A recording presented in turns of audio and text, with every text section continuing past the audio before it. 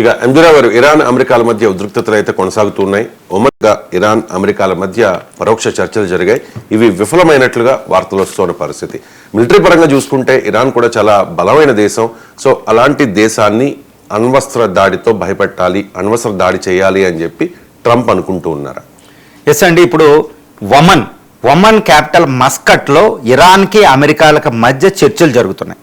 ఈ చర్చలు విఫలమైతే ఇరాన్ మీద అమెరికా దాడి అనివార్యం, గుర్తుపెట్టుకోవాలి. మరి ఇరాన్ మీద అమెరికా దాడి అనివార్యమైతే ఇరాన్ కూడా చాలా శక్తివంతంగా ఉంది. ఇరాన్ అమెరికా ఓడించడం చాలా కష్టం. ఒకవేళ ఓడించినా అది చాలా నెలల పాటు తీసుకుంటుంది. అమెరికాకి అది చాలా తీవ్రమైన అవమానం. ఒకవేళ ఇరాన్ మీద అమెరికా గెలిచిన చాలా ఎయిర్ క్రాఫ్ట్ క్యారియరు, వేల కొద్ది అమెరికా సైన్యాన్ని అక్కడ నష్టపోవలసి వద్ద అది ట్రంప్ పదవి దిగిపోవడానికి కారణమవుద్ది.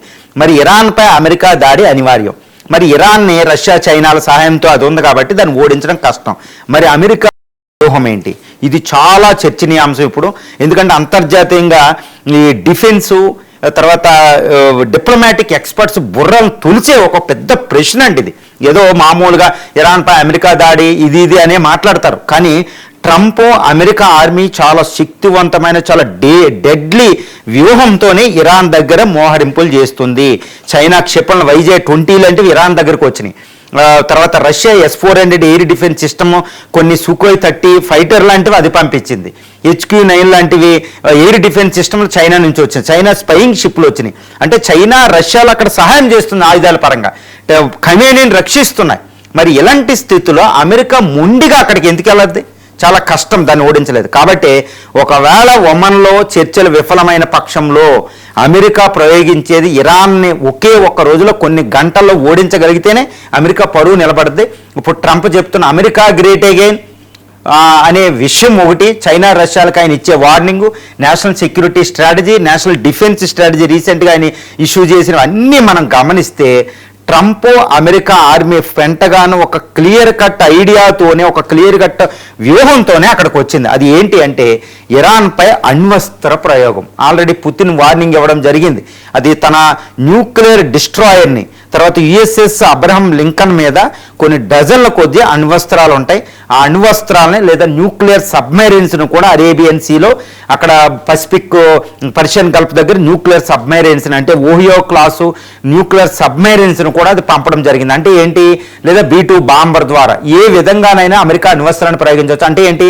ఇరాన్ని కొన్ని గంటల్లో ఓడించాలి అంటే ఆ ట్రాప్లు, ఇరాన్ ట్రాప్లు అంటే చైనా రష్యాలు వెనకాల ఉన్నాయి కాబట్టి ట్రాప్లు ఇరుక్కుపోదు. మరో వియత్నాం, మరో ఆఫ్ఘాన్ అవమానం జరగవచ్చు ట్రంప్కి. లేదా యుద్ధంలో గెలిచిన USS అబ్రహం లింకన్ లాంటి ఎయిర్ క్రాఫ్ట్ క్యారియర్లు లాస్ అవ్వచ్చు. అందుకే ఇరాన్ అక్కడ రెడీగా ఉంది.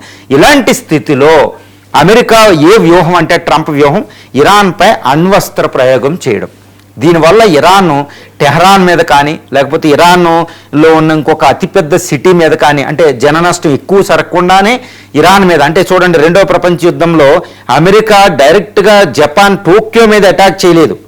నాగసాకి, హిరోషిమా అనే మీడియం పట్టణాలు అప్పట్లో వాటి మీద దాడి చేసింది. కాబట్టి టోక్యో లొంగింది. టోక్యోగా జపాన్ లొంగిపోయింది. అదేవిధంగా ఇక టెహరాన్ మీద కాకుండా, ఎందుకంటే అక్కడ కోట్ల మంది పాపులేషన్ చనిపోవచ్చు టెహరాన్ దాని చుట్టుపక్కల. కాబట్టి ఈ ఇరాన్లో 2-3 అతిపెద్ద సిటీల మీద, తర్వాత ముఖ్యంగా కావూర్, దస్తకి, లాత్ ఈ ఎడారి అంటే అటు ఎల్బ్రోసు, జాగ్రోస్ మౌంటైన్స్ మధ్యలో ఒక న్యూక్లియర్ బాంబు పేలినప్పుడు ఆ రేడియేషన్ ప్రభావం ఎక్కువ ప్రపంచం మీద ఉండదు, అక్కడే ఉండిపోద్ది. కాబట్టి అక్కడ దాడి చేసి ఇరాన్ లొంగేటట్టు చేయడం. ఇరాన్ మీద అమెరికా అణ్వస్త్రాన్ని ప్రయోగిస్తే రష్యా చైనాలు కూడా వెనక్కి తగ్గుతాయి. అందరూ అనుకుంటారు రష్యా చైనాలు ముందుకు వస్తాయని. రష్యా చైనాలు వెనక్కి తగ్గాలి. ఎందుకు? ఇక అవి ముందుకు వస్తే ఇంకా అణ్వస్త్రం 3వ ప్రపంచ యుద్ధమే, అమెరికా మీద వాళ్ళు ప్రయోగించాలి. కాబట్టి ట్రంప్ చాలా జాగ్రత్తగా ఇరాన్పై అణ్వస్త్రం ప్రయోగించబోతున్నారనేది నేను ఈజీగా చెప్పగలుగుతాను విశ్లేషణ. లేకపోతే అంత మొండి ధైర్యంగా ఇప్పుడు ట్రంప్ అక్కడికి వెళ్ళడండి. ఎందుకు వెళ్ళడంటే ఇప్పుడు ఇరాన్ దగ్గర 80,000 డ్రోన్లు ఉన్నాయి. అది కూడా షాహిద్ 139, షాహిద్, క్యామికోజ్ లాంటి 80,000 డ్రోన్లు ఉన్నాయి. ఆ డ్రోన్లు ఒకేసారి ప్రయోగిస్తే అమెరికా దగ్గర ఉన్న ఏజీస్ కానీ ప్యాట్రియాటిక్ కానీ ఇలాంటి ఎయిర్ డిఫెన్స్ సిస్టమ్ కూడా ఆ డ్రోన్లు ఆపలేదు. అది స్వామ్ డ్రోన్ల కింద వచ్చేస్తాయి. అమెరికా ఎయిర్ క్రాఫ్ట్ క్యారియరు, డిస్ట్రాయరు, షిప్పులు అన్నిటినీ ఇరాన్ డ్రోన్ సహాయంతో నాశనం చేసేయచ్చు. తర్వాత అమెరికన్ ఫోర్సెస్ గల్ఫ్ కంట్రీస్లో ఉన్న 17 ఎయిర్ బేస్లు, ఆర్మీ బేస్లో ఉన్న 50,000 మంది ఆర్మీని కూడా అది నాశనం చేయగలదు. ఎందుకంటే ఆ డ్రోన్ ద్వారా మిసైల్స్ కూడా ఉపయోగించకుండా చేయొచ్చు. దాంతోపాటు దాని దగ్గర ఇంకో 33,000 మిసైల్స్ ఉన్నాయండి. ఏది సెజిల్లు, కారం షాహర్ లాంటి మిసైల్స్ ఉన్నాయి. దాంతో టెల్ అవీవ్ ఇవంతటి నాశనం. అంటే దాని దగ్గర డిస్ట్రక్టివ్ పవర్ ఉంది. అమెరికాని ఓడించలేదు, కానీ అమెరికాని ముప్పు తిప్పలు పెట్టి ఎక్కువ నష్టాన్ని కలిగించే శక్తి ఇరాన్ దగ్గర ఉంది. యుద్ధాన్ని నెలల పాటు, సంవత్సరాల పాటు పొడిగించే శక్తి ఇరాన్ దగ్గర ఉంది. 10,000 మంది ఫోర్సులు ఉన్నాయి. కాబట్టి చాలా శక్తివంతం. అక్కడ అమెరికా గ్రౌండ్ ఫోర్స్లు వెళ్తే బయటకు రావు. ఆ మౌంటైనియస్ టెరిటరీ, ఈ దస్తకి, కావూర్ దస్తకి లాతో అంటే ఎడారి, ప్రపంచంలో అతి డ్రైయెస్ట్ ఎడారి. ఆఫ్ఘాన్ లాగా అక్కడ జాగ్రోస్, ఎల్బ్రస్, హిమాలయస్ ఎక్స్టెన్షన్ ఉంటుంది. కాబట్టి ఆ ఏరియాకి వెళ్ళి ఏ గ్రౌండ్ ఫోర్స్ కూడా ఇరాన్తో పోరాడలేరు. అసలు అమెరికా గ్రౌండ్ ఫోర్స్కి వెళ్తే అక్కడ ట్రాప్ అయిపోయినట్టే. చాలా కష్టం అనమాట. కాబట్టి ఈ పరిస్థితి అమెరికాకి తెలుసు. ఇరాన్ అందుకనే ఖైమోని బంకర్లోంచి వచ్చి కూడా అమెరికాని ఛాలెంజ్ చేస్తున్నాడు. గుర్తుపెట్టుకోవాలి, అమెరికాని ఛాలెంజ్ చేయడం ఏంటి? అమెరికాని ఛాలెంజ్ చేసే శక్తి ఎక్కడి నుంచి వచ్చింది ఇరాన్ కంటే? ఇదే. యాక్చువల్లీ ఇరాన్ అసలు జీరో అండి అమెరికా ముందు. కానీ ఇరాన్కున్న పరిస్థితులు అది తయారు చేసుకుంది కౌంటర్ ప్రోడక్ట్. కాబట్టి అమెరికా ఎట్టి పరిస్థితుల్లో ఇరాన్ మీద గెలవచ్చు, కానీ చాలా చాలా నష్టం. ఒకటే గుర్తుపెట్టుకోండి, ఇక్కడ అంతర్జాతీయంగా ప్రస్తుతం అమెరికాకున్న పరువు ఎలాంటిదంటే, ఎంతటి శక్తివంతం అంటే దాని మీద ఎయిర్ క్రాఫ్ట్ క్యారియర్ మీద ఒక్క డ్రోన్ వచ్చి తగిలిన ఇరానే గెలిపోయినట్టు అనుకుందాం మోరల్గా. ట్రంప్కి చాలా ఘోరమైన అవమానం. ఇక్కడ ఈ యుద్ధం కొనసాగితే ట్రంప్ని ఇంపీచ్ కూడా చేస్తారు అమెరికన్ కాంగ్రెస్లో. కాబట్టి ట్రంప్ అంత ఫూలిష్గా ఇక్కడికి ఏం రాలేదు. కాబట్టి నేను చెప్పేది ఏంటంటే ఇరాన్పై అణ్వస్త్ర దాడి అనే ఒక వ్యూహంతోనే అమెరికా అక్కడ మోహరించింది అనేది తెలుస్తుంది. ఎందుకంటే ఆల్రెడీ పెంటగాన్ అంగీకరిస్తుంది. మొత్తం 30,000 నుంచి 50,000 అమెరికన్ ఫోర్సెస్ గల్ఫ్ రీజన్లో ఇరాన్ మిసైల్ రేంజ్లో ఉన్నారు, డేంజర్లో ఉన్నారని పెంటగానే చెప్తుంది.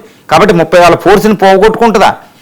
రష్యా చైనాల్ని ఎలా ఆపాలి? కాబట్టి ట్రంప్ ముందున్నది ఒకటి ఏంటంటే అణ్వస్త్ర ప్రయోగాన్ని ఇరాన్పై చేసి దాన్ని కొన్ని గంటల్లో దాన్ని అదుపులో తీసుకోవడం. అణ్వస్త్ర ప్రయోగం చేసిన తర్వాత ఏ దేశం కూడా నిలవడం అనేది అసంభవం. తర్వాత శత్రు దేశాలు కూడా, రష్యా చైనాలు కూడా అవి దూరం వెళ్తాయి అనమాట. ఇది నువ్వు చేసావు, తప్పు చేసావు అని. చూడండి, ఇప్పుడు వెనిజులాకి రష్యా చైనాలు చాలా సపోర్ట్ చేశాయి. కానీ నికోలస్ మధ్యలోని ట్రంప్ పట్టుకుని తీసుకెళ్ళగానే రష్యా చైనాలు వెళ్ళి అటాక్ చేసాయా? వెళ్ళలేదు, అసలు చేయలేదు. కాబట్టి ఇరాన్పై ఇదే వ్యూహంతో వస్తుంది. ఈ శాంతి చర్చలు కూడా సఫలం అయ్యేటట్టు ఎక్కడా కూడా కనపడడం లేదు. ఎందుకంటే ఇరాన్ అంటుంది ఈ న్యూక్లియర్ డిస్కషన్స్ అనేవి కేవలం న్యూక్లియర్ మీద చేయాలని. కానీ అమెరికా ఏంటి, ట్రంప్ ఏం చేస్తున్నాడు? న్యూక్లియర్ ఒకటే కాదు, దాంతోపాటు నీ దగ్గర ఉన్న ప్లూటోనియం 3వ కంట్రీలో రష్యాలో పెట్టి ఎక్కడన్నా పెట్టు, నీ దగ్గర ఉండడానికి వీల్లేదని ఒక పెద్ద కండిషన్. దానికి ఇరాన్ ఒప్పుకోవడాలి.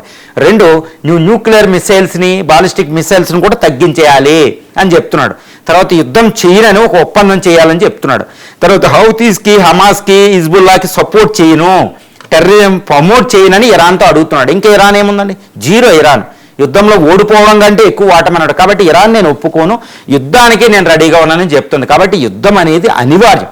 అంటే మనం అనుకుంటున్నాం రేపే అటాకు, ఈ రాత్రికి అటాక్ అనుకుంటున్నారు. కానీ యుద్ధం ఎలా ఉంటుందంటే ఆయుధాలు మోహరించినప్పుడు ఏ క్షణంలో ఉంటుందో, నేను మాట్లాడే టైంలోనే జరిగిపోయే విధంగా ఉంటుంది. కాబట్టి ఏ రాత్రి అయినా ఏ క్షణమైనా అది జరగవచ్చు. ఇరాన్పై అమెరికా దాడి అనివార్యం. ఒక పెద్ద వ్యూహంతోనే ట్రంప్ అక్కడ మోహరించాడు. గుర్తుపెట్టుకోవాలి, ఇరాన్పై మోహరించడానికి గ్రీన్లాండ్ని సైలెంట్ చేశాడు. ఉక్రెయిన్ వారికి సంబంధం లేకుండా ఇక్కడికి వచ్చేసాడు. గుర్తుపెట్టుకోండి, ఇరాన్ని అణచకపోతే అమెరికా ఆధిపత్యం పోతుంది. ఎందుకంటే గల్ఫ్ రీజన్లో చైనాని అడ్డుకోలేరు అనమాట అత్యంత. అందుకనే ఇరాన్ని ఆపడానికి, ఇరాన్ ఖైమోనీ ప్రభుత్వాన్ని పడగొట్టడానికే ట్రంప్ అత్యంత ప్రాధాన్యత ఇవ్వడం. అందుకని USS Abraham Lincoln Nimitz class aircraft క్యారియర్లు మోహరించాడంటే అది సామాన్యమైన విషయం కదండి. అంటే డిఫెన్స్ ఫీల్డ్లో Nimitz class aircraft carriers అంటే నిజంగా అది తెలిస్తే ఒళ్ళు జలధరిస్తుంది అనమాట. అంత శక్తివంతమైన ఎయిర్ క్రాఫ్ట్ క్యారియర్లు అని నేను ఒకటి చెప్పడం కాదు, కానీ అమెరికా యొక్క 12 ఎయిర్ క్రాఫ్ట్ క్యారియర్లో కేవలం 6 ఎయిర్ క్రాఫ్ట్ క్యారియర్లు చాలండి చైనాని సర్వనాశనం చేయడానికి. అంత శక్తివంతమైన దేశం యునైటెడ్ స్టేట్స్ ఆఫ్ అమెరికా ఇప్పుడు ప్రస్తుతం. అయితే మరి అలాంటి శక్తివంతమైన ఆయుధాల ముందు ఇరాన్ ఎక్కడ నిలబడద్ది? కానీ ఇరాన్ వీటిని నాశనం చేసే శక్తిని సంపాదించుకుంది గత 30 సంవత్సరాల నుంచి. షాహిద్ లాంటి డ్రోన్లు రష్యాకే ఆయుధాలు ఇస్తుంది అది యుక్రెయిన్లో గెలవడానికంటే ఎంతటి ఫైర్ పవర్ని చేసుకుందో చూడండి. పైగా అది జోగ్రఫీ. కాబట్టి ఇరాన్ని ఎక్కువ కాలం ఓడించడానికి వెళ్తే ప్రమాదం. కాబట్టి అణ్వస్త్ర ప్రయోగం ఇరాన్పై తప్పనిసరిగా ఉంటుంది. రష్యా చైనాను కూడా అడ్డుకోవడానికి అది ఒక్కటే ట్రంప్ ముందు ఉన్నది. దీంతో అమెరికాని మళ్ళా గ్రేట్ అగైన్ ట్రంప్ చేసినట్టు అవుతుంది అనమాట. అంటే ప్రపంచాధిపత్యాన్ని నాది ఇది. ఎందుకంటే అణ్వస్త్రాన్ని ప్రయోగించిన మొట్టమొదటి దేశం అమెరికా, మళ్ళా అణ్వస్త్రాన్ని ప్రయోగించే దేశం అమెరికాయే అవబోతుంది. ఎందుకంటే రష్యా అధ్యక్షుడు ప్రయోగించవచ్చు ఉక్రెయిన్ మీద, కానీ అక్కడ పరిస్థితి వేరుగా ఉంది. ఎందుకంటే ఉక్రెయిన్ అనేది రష్యాలో అంతర్భాగం. ఉక్రెయిన్ మీద రష్యా అణ్వస్త్రం ప్రయోగించేస్తే అది యూరోప్ కూడా రేడియేషన్ వెళ్ళిపోతుంది. కాబట్టి యూరోపియన్ నాటో అటాక్ చేయాలి. కాబట్టి అక్కడ రష్యాకి అణ్వస్త్రం ప్రయోగించడానికి కుదరలేదు. ఒకవేళ పుతిన్ ఉక్రెయిన్ మీద అణ్వస్త్ర దాడి అయితే అక్కడ ఉన్నవాళ్ళు రష్యన్స్ ప్రజలే. కాబట్టి అది భవిష్యత్తు కూడా రష్యాలో కూడా వ్యతిరేకత వస్తుంది. అందుకనే పుతిన్ అణ్వస్త్రం తీయలే. కానీ ఇక్కడ ఇరాన్ పరిస్థితి వేరు. ఇరాన్ మీద అణ్వస్త్రం తీస్తే అది రేడియేషన్ ఎక్కువ దూరం వెళ్ళదండి. అది ఎందుకంటే మౌంటైన్స్ మధ్యలో డెజర్ట్ ఏరియా, ఎక్కువ మంది సంహరించకుండా చేయొచ్చు. కాబట్టి అణ్వస్త్రాన్ని నేను ప్రయోగించాను అని మళ్ళీ అమెరికా చెప్పుకుని ప్రపంచాధిపత్యం నాదే అని చెప్పిద్ది అనమాట. దానికి మళ్ళీ రష్యా చైనాలు ఇన్వాల్వ్ అవ్వలేవు, ఈ పరిస్థితిలో రావవి. కాబట్టి తిరుగులేని అమెరికా ఆధిపత్యం మీద ఈరోజు ట్రంప్ ప్రకటిస్తాడనమాట. అది ట్రంప్ యొక్క ఫూలిష్నెస్ అవుద్ది, దాన్ని కాదనలేరు. ట్రంప్ పిచ్చి అవుద్ది. కానీ ట్రంప్ విధానాలన్నీ అలాగే ఉంటాయి. విధానాలు ఈగోటిస్ట్గా అలాగే ప్రవర్తిస్తూ ఉంటాడు. కాబట్టి ట్రంప్ మైండ్ సెట్ని బట్టి ఇప్పుడు అమెరికా విధానాన్ని ఈ ఇరాన్ మోహరింపులకు ముందు అది గ్రీన్లాండ్ని ఉక్రెయిన్ పక్కన పెట్టి తన శక్తిని, తన దౌత్య విధానాన్ని, మొత్తం తన శక్తిని అంతా ఇరాన్ చుట్టూరు తీసుకొచ్చింది. కాబట్టి దాన్ని అడ్డుకోవడానికి చైనా, రష్యా వచ్చినాయి. కాబట్టి అమెరికా వ్యూహం అనేది ఎవ్వరికి అంతుబట్టనంత భయంకరమైన వ్యూహం. చూడండి, వెనిజులా ఏదో అటాక్ అనుకుంటే నైట్కి నైట్ వెళ్ళి మధ్యలో ఎత్తుకొచ్చేసారు. 1 అవర్లో ముగించి పడేసింది యుద్ధం. కాబట్టి ఇరాన్ మీద తెలిసి ఇరాన్ మీదకి వెళ్తుందంటే అంత ఫైర్ పవర్ ఉన్నది. అంటే ఇరాన్ మీద అణ్వస్త్ర ప్రయోగం తప్పితే వేరేది ఇక్కడ లేదు అనేది అవగతం అవుతుంది. ఇరాన్ మీద అణ్వస్త్ర ప్రయోగమే ఉంటుంది. ఇది ప్రపంచానికి ఒక పెద్ద డెడ్లీ వార్నింగ్ అవబోతుందని అయితే మొత్తం మీద విశ్లేషణాత్మకంగా చెప్పొచ్చండి.